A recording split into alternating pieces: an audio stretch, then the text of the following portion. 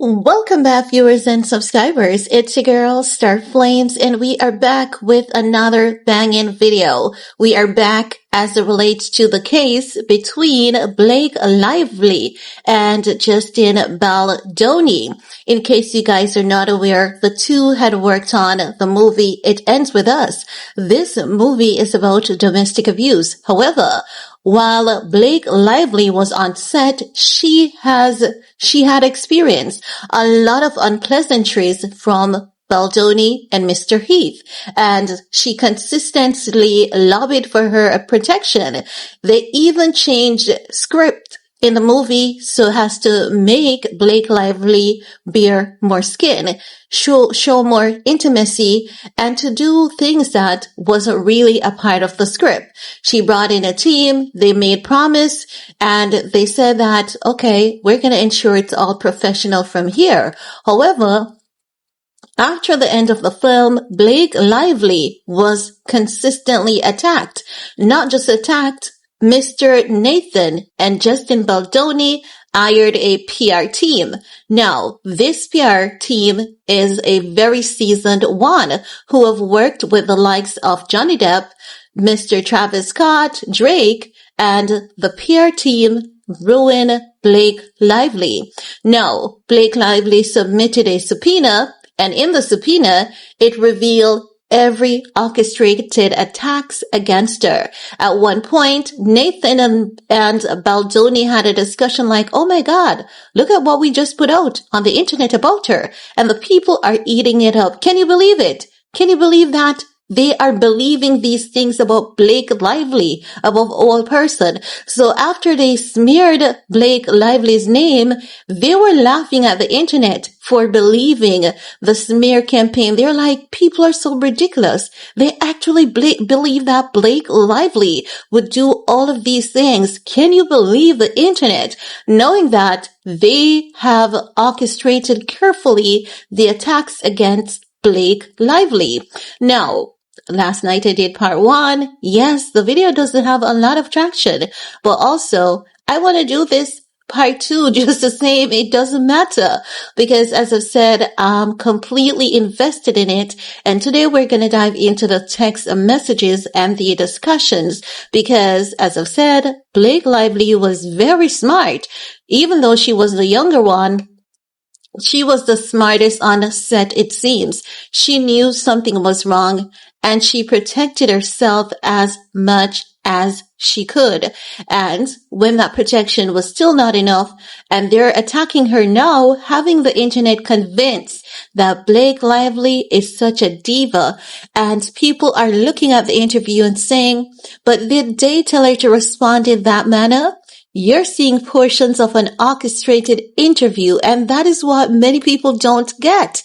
When you see an interview, you best believe it's edited to convey a certain impression and emotion, and that is what you all are falling for consistently, the orchestrated plot that Blakelively has demonstrated to be orchestrated in the report from the New York Times, because no one is breaking this down better at this point than the New York Times. They have all the information point by point. They did not leave any stone unturned based on the court documents, the allegations, the text messages, the orchestrated plots, and the list goes on. So, as I said, we're going to dive into part 2.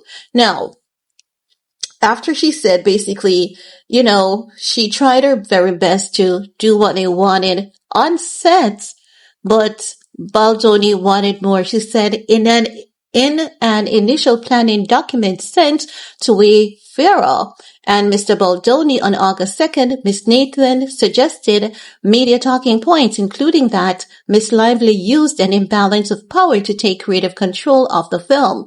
So that's their PR warhead, because we have to call her a warhead because she was so successful in orchestrating the PR campaign against Blakelively, and it worked seamlessly in their favor. Yeah, it worked in their favor. Now, after she said, but Mr. Baldoni wanted more, she said, not in love with the document they sent. He responded in a text exchange that included Miss Abel and Mr. Heath. Not sure I'm feeling the protection I felt on the call. Miss Abel relayed his frustration to Miss Nathan. I think you guys need to be tough and show the strength of what you guys can do in these scenarios. He wants to feel like she can be buried. You hear that? Of course, but when we send over documents, we can't send over the work we will or could do because that could get us in a lot of trouble. Miss Nathan responded, adding, we can't write, we will destroy her. Well, it's coming out now. Moments later, she said, imagine if a document saying all the things that he wants ends up in the wrong hands. We can bury anyone, she wrote. Well, it is actually in the right hands at this point. Not the wrong hands, but the right one. Now they're saying 3 days later, Mr. Baldoni texted Miss Abel, flagging a social media thread that accused another celebrity of bullying behavior and had generated 19 million views. This is what we would need, he wrote. Miss Nathan soon floated proposals to hire contractors to dominate social media through full social account takedowns by starting threads of theories and generally working to change narrative. All of this will be most importantly untraceable, she wrote. Now, this is a screenshot of a text message from Jennifer Abel. I think we need to put social media combat plan into motion. Melissa Nathan, so do I. So again, this is coming from the subpoena that Blakelively submitted to the court in order to get every conversation so that she could include it in the court document as evidence, supporting evidence. Now, that was the PR team, Miss Nathan and Abel, strategizing against Blakelively. Now they're saying within days, the group was working with Mr. Wallace, whose company Street Relations offers services ranging from public relations to more opaque crisis management. He is a somewhat enigmatic figure with very little digital trail, but court records show that his clients have included Paramount Pictures and the YouTube personality adinross. So adinross is caught up in all of this too. You see, I've been telling you guys that you can literally see the orchestrated people on the internet, and I've always said this, and I've always said when you go on social media, any social media platform, when you see a post about a particular celebrity, you will see one particular individual commenting, and you best believe most of the comments after that individual, they will basically be the same. And that's how you can identify when someone or a group of people is being orchestrated to attack another. I've seen it so many times. I've seen the orchestrated attacks against Ye more than how I haven't seen them. And it's just how I learned to identify these orchestrated efforts. Some time ago, we could tell that adinross was definitely a part of the team that people uses to attack people. And it's not just Aiden, it's quite a few people. They get a pretty penny and they're like, well, it's not as though I'm doing it. It's not as though I did it. It's just quick money. They see no harm in their actions, but it just mentions adinross for now. Let's see if it includes any actions from him. Now they're saying, and in a since deleted LinkedIn profile, Mr. Wallace described himself as a hired gun, with a proprietary formula for defining artists and trends. The August 6th premiere, they're saying, that's why you hired me. The August 6th premiere brought the first wave of press coverage, questioning what had happened during the filming. A Hollywood Reporter story speculated about a rift between Miss Lively and Mr. Baldoni after TikTokers noticed that the two stars didn't pose for photographs together, and Miss Lively and other cast members didn't follow Mr. Baldoni on Instagram. One thing, if something is wrong, TikTokers, they're gonna see it and they're gonna talk about it. Now, they're saying this is a message from Justin Baldoni. The unfollow situation is what everyone is pointing at, seemingly that something is much bigger under the surface, as why would they all unfollow? Then, Tag PR executive responded saying, we flagged to Jed and his team as well. That's the end of the messages. Now back to the report. They're saying Miss Nathan had already been speaking to other journalists according to text messages. This is the PR warhead, Miss Nathan. Now they're saying when Miss Abel wrote to her August 4th that I'm having reckless thoughts of wanting to plant pieces this week of how horrible Blake is to work with just to get ahead of it. Miss Nathan replied that she had spoken off the record to an editor at the Daily Mail. Now guys, you know that we have pointed out the Daily Mail salacious acts and intents towards you. We have seen the Daily Mail being dirty so often, so we know that it is just not anything that's impossible, far-fetched. And as I've said, this is coming from subpoenaed information, documents, files, text messages, emails. So you know this report is accurate. Now they're saying she's ready when we are. Miss Nathan wrote a flurry of articles followed the Hollywood Reporter piece. Many made it seem as if the only rift was over creative control. Some journalists had gotten wind of complaints about Mr. Baldoni behavior, but none of the most serious ones were published. He doesn't realize how lucky he is right now, Miss Nathan texted Miss Abel. So these are the two that are working together. And even Miss Nathan, the PR warhead, is admitting that Justin Baldoni is lucky and he doesn't even realize how lucky he is. Now, in other exchanges, Miss Nathan claimed that she kept allegations against him out of stories, writing in one message that major news outlets were standing down on HR complaints. So this is Jennifer. So are we in the clear now? Did we survive? That's her text message. And then Melissa chimes in and responds to the message by saying, we survive. All press is so overwhelming. We've confused people so much. Mixed messaging. It's actually really funny if you think about it. Now they're saying the messages have been edited for length, but in the actual court documents, everything is included in that. Now they're saying, meanwhile, an online backlash against Miss Lively was underway. It is impossible to know how much of the negative publicity was seeded by Miss Nathan, Mr. Wallace, and their team, and how much they noticed and amplified. On August 10th, this person's name is pronounced Justinbieber, a Norwegian entertainment reporter uploaded to YouTube a 2016 in which Miss Lively snapped back when Miss Flaw commented on her baby bump and remained testy for the rest of the conversation. Miss Flaw titled it, Blakelively interview that made me want to quit my job. I saw that thumbnail. I saw it and I wanted to chime in, but for some reason,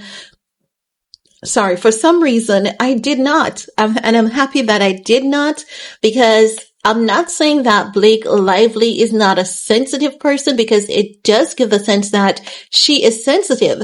And there's nothing wrong with being sensitive, because our sensitivity protects us. And she can snap at will about something that's personal to her. While it might not be the most ideal thing to do, I believe it's completely normal. But using it to orchestrate someone's downfall in that sense, it is totally evil to do. But let's continue, right? So, they edited that interview, uploaded it to YouTube, and say the Blake Lively interview that made me want to quit my job, and told the Daily Mail that it's time that people behaving badly in Hollywood, or anywhere else for that matter, gets called out for it. It wasn't the first time she had posted a video aligned with a client of Miss Nathan. In 2022, in the midst of Mr. Depp's legal battle with Miss Heard, Miss Flaw posted clips of her interview with the actor tagged Justice for Johnny Depp. During the film rollout, Miss Lively was also accused of being insensitive about domestic violence. The official promotion plan instructed the cast to focus more on the uplifting aspects of the movie than on abuse, and to embrace the floral theme. Her character has a floral shop. In several appearances, she never made reference to domestic violence at all, and she faced criticism when her Betty Boo's beverage company was promoting the film, giving the role alcohol can play in an abusive relationship. In abusive, not an abusive, but in abusive relationships. So do you see how they set up celebrities? They advise them to, okay, don't do this. This is the route we're going to take. And then when that celebrity follows their instruction, they get attacked. Do you see it?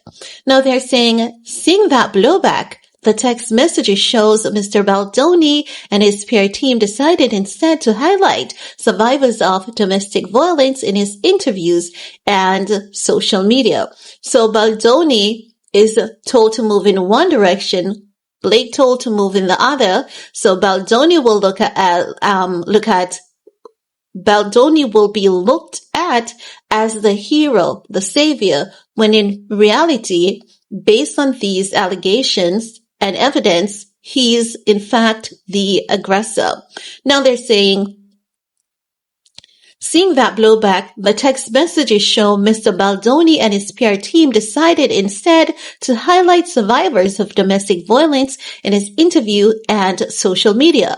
More criticism came when Miss Lively said in an interview that Mr. Reynolds, who had no role in the film, had helped rewrite a scene, prompting snarky comments about the actress, leaning on her husband, and speculation that he had violated the writer's strikes. That was just to protect everyone on it, because Ryan Reynolds realized there's a problem. He was called in, and based on his, level of expertise, he did something to help the film, to help his wife, but they orchestrated this and positioned it in a sense where they know that Blake Lively would have been, she would have faced a major backlash for saying that, but then they kind of set it up in that sense. Now, the report further states it is unclear exactly how Mr. Wallace operated. There are references in emails to social manipulation and provocative fan posting and text messages sites' efforts to boost and amplify online content that was favorable to Mr. Baldoni or critical of Miss Lively. We are crushing it on Reddit, Mr. Wallace told Miss Nathan. According to a text message she sent Miss Abel on August 9th, the next day, one of Miss Nathan's employee texted, "We've started to see shift on social media, due largely to Jed and his team's effort to shift the narrative." Miss Nathan wrote to Miss Abel, and socials are really, really ramping up in his favor. She must be furious. It's actually sad because it just shows you have people really want to hate on women. Shows you I think they mean how people really want to hate on women. So even though they have orchestrated this attack against Blakelively, they're saying, oh my God, it's sad. And this shows you how people really want to hate on women. So they're just admiring their handiwork and laughing at social media. Now they're saying, when a TikTok sleuth started asking questions about Mr. Baldoni, Miss Abel texted that this girl is on a very dangerous crusade. We flagged to Jed and his team for more serious action on the social site, she wrote. Throughout the text exchange, Mr. Baldoni encourages the PR team sometimes flagged social media posts for them to use.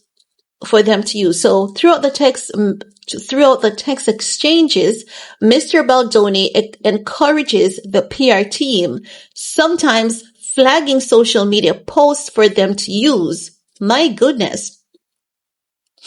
So they're saying on August 15th, he proposes flipping the narrative on a positive story about Miss Lively and her husband by using their own words against them. And this is why he stopped typing on the internet, because he knows this is what they're doing. They're saying other times he appears to vacillate, seeking assurances about the tactics being deployed. When he notices a tabloid article critical of Miss Lively, he sends a worried text. How can we say somehow that we are not doing any of this? It looks like we are trying to take her down. On another occasion, he wondered whether they were deploying fake bot accounts on social media. I can fully confirm we don't have bots, Miss Nathan wrote, adding that any digital team would be too intelligent to utilize something so obvious. Mr. Wallace's operation, she wrote, is doing something very specific in terms of what they do. I know Jamie and Jed connected on this. So their plot, it worked so good at one point in time. Baldoni was like, oh, Miss Nathan, you're using bots. And she's like, no, we're not using bots. And then when Blakelively and her husband, Ryan, when they had good threads or good discussion, when they said anything good and the people were in support of it, and when the people were opposing to the negativity about Blakelively, Miss Nathan and her team, they doubled up and they came back by flagging those threads, and then they would manipulate the very same thread to reflect something unpleasant about Blakelively. These people are really nefarious, you know. Now they're saying Mr. Baldoni, Miss Nathan, and others on the team claimed in their text exchanges that Miss Lively was using her own public relations team to create bad press about Mr. Baldoni, but cited no evidence to support those claims. By mid-August, the team was revealing in the damages to Miss Lively's image. The narrative online is so freaking good, and fans are still sticking up for Justin, and there literally has been no pickup of these two articles, which is actually shocking to me, but I see this as a total success, as does Justin. That's Jennifer Abel, part of Miss Nathan's PR team. Now, she's saying, you did such amazing work. So that is actual text messages. Now, Melissa Nathan, that's her name, Miss Nathan, Melissa Nathan, she says, narrative is crazy good, so did you. The majority of socials are so pro-Justin, and I don't even agree with half of them. LOL. The messages have been edited for length. No. The report further states, on August 16th, Ms. Nathan shared the Daily Mail article headlined, Is Blakelively Set to be Cancelled? With the references to hard-to-watch videos and a tone-deaf promotional Q&A. Wow, you really outdid yourself with this piece, Miss Abel responded. That's why you hired me, right? Miss Nathan replied. I'm the best. Okay, Miss Nathan. But it seems to be about over for you, right? Now, the next paragraph or episode in this, we men have to step up.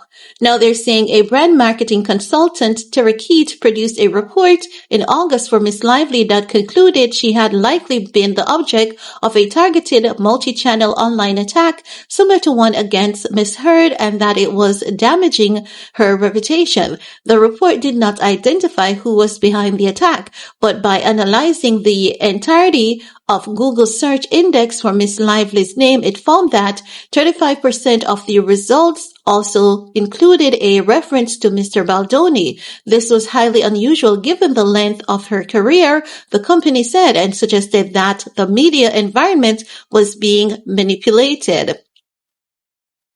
Luckily, Blake was smart, because if she wasn't smart, they would have buried her. Luckily, she has always been good in her role and very smart. Now, let's see where we are.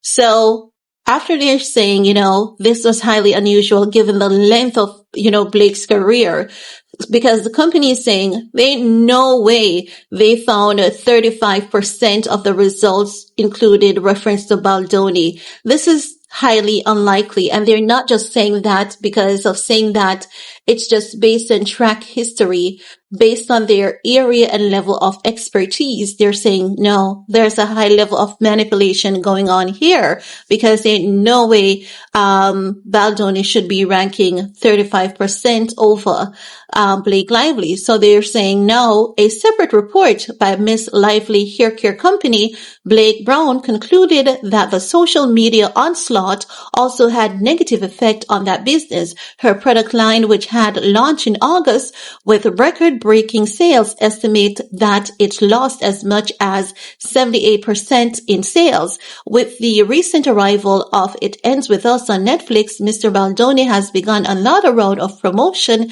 and messaging. In an interview on Access Hollywood, he said, "There is never an excuse to hurt a woman physically or emotionally." He added, "We men have to step up and figure out how we can be better allies." The aggressors, they always have those statements like, we have to step up and we have to see how we can be better. We have to do right by women. And they'll see you leaving work and like, oh my God, you must have a long, exhausting day. You look tired. Let me buy you dinner. Let me buy you coffee. Oh my God, you poor thing. When they have an ulterior motive, they've always had an agenda. So, you see, not because people talks pleasant on social media, as I've always said to you guys, it doesn't mean that they mean a single word that is coming out of that hole in their faces, okay? As a matter of fact, believe the opposite of what they're saying. As a matter of fact, listen to exactly what they're not saying.